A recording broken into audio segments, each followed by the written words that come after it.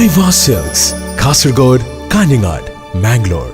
രാജ്യം ഇന്ന് ഏറെ ചർച്ച ചെയ്യുന്ന വിഷയമായ പൗരത്വ ഭേദഗതി ബില്ല് സ്റ്റേ ചെയ്യാതെ സുപ്രീം കോടതി. പൗരത്വ ഭേദഗതി ബില്ല് റദ്ദു ചെയ്യണമെന്നാവശ്യപ്പെട്ടുകൊണ്ടുള്ള 60 ഹർജികളായിരുന്നു ഇന്ന് സുപ്രീം കോടതിയുടെ പരിഗണനയിൽ ഉണ്ടായത്. എന്നാൽ ഈ വിഷയത്തിൽ സുപ്രീം കോടതി ഇന്ന് വാദം കേട്ടിട്ടില്ല. മറിച്ച് ഈ വിഷയത്തിൽ കേന്ദ്ര സർക്കാർ മറുപടി നൽകണം എന്നാണ് സുപ്രീം കോടതി നോട്ടീസ് അയച്ചിരിക്കുന്നത്. ജനുവരിയുടെ 2 ആഴ്ചയ്ക്കുള്ളിൽ 60 ഹർജികൾക്കും കേന്ദ്ര സർക്കാർ മറുപടി നൽകണം എന്നാണ് സുപ്രീം കോടതി നൽകിയിരിക്കുന്ന നോട്ടീസിൽ പറയുന്നത്. പാർലമെന്റ് പാസാകുന്ന നിയമത്തിൽ അപൂർവ സാഹചര്യത്തിൽ മാത്രമാണ് സുപ്രീം കോടതി സ്റ്റേ നൽകാറ്.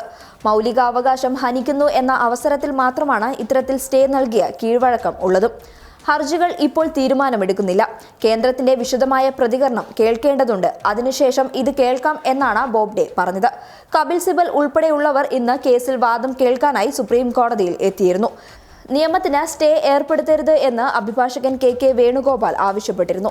പല അഭിഭാഷകരും അവരവരുടെ വാദത്തിനായി ഇന്ന് ശ്രമിച്ചു.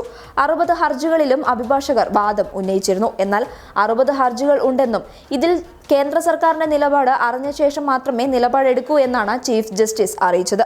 ചീഫ് ജസ്റ്റിസ് SI ബോബ്ഡെയുടെ അധ്യക്ഷതയിൽ ജസ്റ്റിസുമാരായ BR ഗവായ്, സൂര്യകാന്ത് എന്നിവരടങ്ങുന്ന ബെഞ്ചാണ് കേസുകൾ പരിഗണിച്ചത്. 60ഓളം ഹർജികളാണ് സുപ്രീം കോടതിയിൽ പൗരത്വ നിയമത്തെ ചോദ്യം ചെയ്ത് എത്തിയിരിക്കുന്നത്. രാജ്യത്തെ ഒട്ടുമിക്ക പ്രതിപക്ഷ പാർട്ടികളും അവയുടെ പ്രതിനിധികളും സന്നദ്ധ സംഘടനകളും സാമൂഹിക പ്രവർത്തകരുമെല്ലാം ഹർജി നൽകിയിട്ടുണ്ട്.